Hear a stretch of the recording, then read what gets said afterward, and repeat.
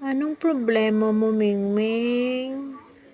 Anong problema mo? Bakit ganyan? May problema ka? Uy, tingin-tingin po siya, oh. Malapit ka ng mga anak? Wawa naman, problemado siya. Malapit ng mga anak, oy. Ay. Cute niya, guys. Malapit na siyang mga anak. Dalawa kasi silang buntis, eh. Siya si Pugaw. Yung isa naman, si Buraot.